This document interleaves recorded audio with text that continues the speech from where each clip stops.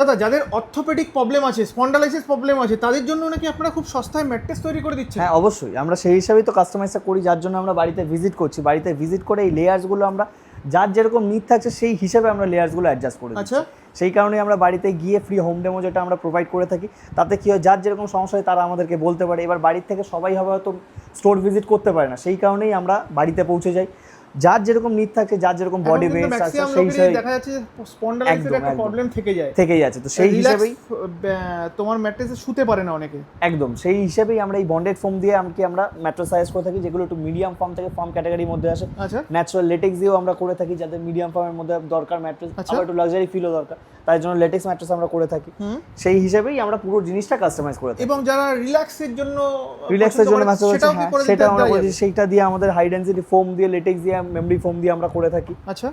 পুরো জিনিসটা এটা আমাদের রিল্যাক্স ম্যাট্রেসের মধ্যে চলে আসে, আচ্ছা। যাদের একটু বাউন্সি